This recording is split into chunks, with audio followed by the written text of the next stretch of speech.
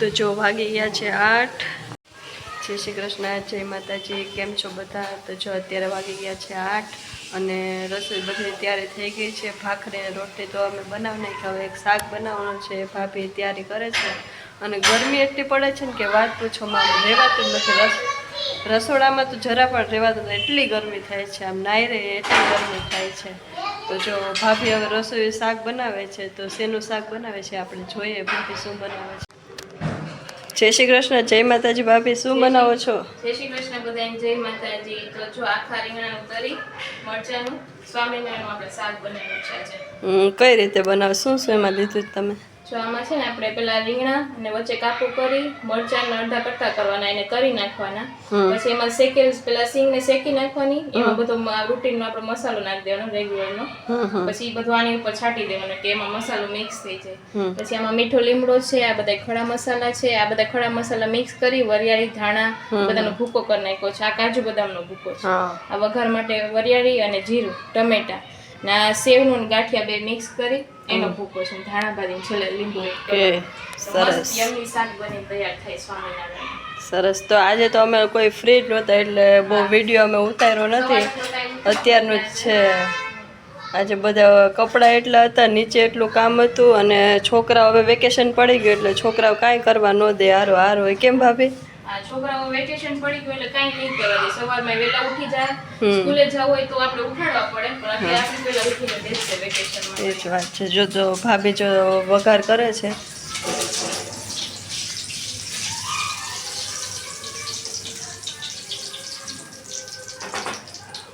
આ સ્વામિનારાયણનું શાક છે એટલે આમાં લસણ ડુંગળી કાંઈ નહીં નાખે। હા એ હવે કામ એટલું સ્વાદ આવશે એમાં, ભગવાનની પ્રસાદીની જેમ। એ શાક આપને આમ ખબર જ ન પડે ને એમ, હા એમાં લસણ ડુંગળી નથી, હા તો એટલું ભાવે એમ। સારું, ચાલો તો હવે શાક બની જાય પછી મળીએ, કેમ ભાભી? તો જો ફાઇનલી આપણું શાક બનીને રેડી થઈ ગયું છે, બહુ મસ્ત દેખાવમાં તો બહુ સરસ લાગે, સ્વાદમાં પણ સરસ છે। ભાભી દર વખતે બનાવે પણ સ્વાદ એકને એક જ હોય છે, બહુ એટલે બહુ સરસ બનાવે છે। જય શ્રી કૃષ્ણ બધા છોકરાઓને।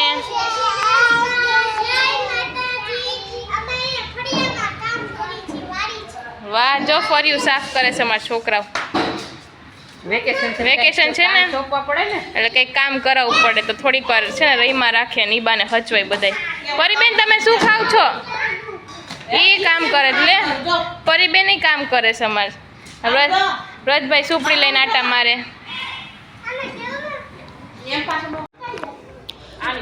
તો જો બધા છોકરા જો ફ્રી થઈને અત્યારે રમે છે, બધા બેઠા છે, જો મમ્મી ખુરશી ઉપર બેઠા છે, ભાભી બેઠા છે, પછી જો છોકરા જો બધા ચોકઠું ભરીને સૂતા છે। હાય કરો બધાય। અત્યારે ગરમી એટલી બધી છે ને કે છોકરાઓ ફરિયામાં જ રહે છે, અંદર જતા જ નથી।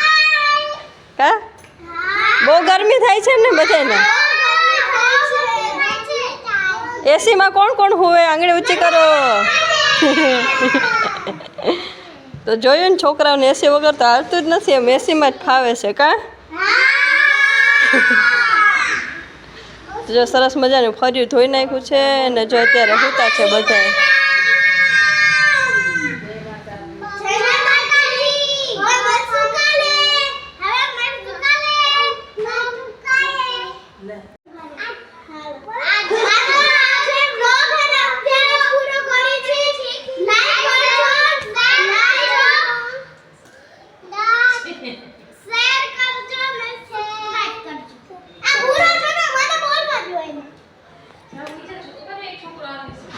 હજી જો મારા વ્રજભાઈ પણ આવ્યા છે। ક્યાં છે વ્રજભાઈ?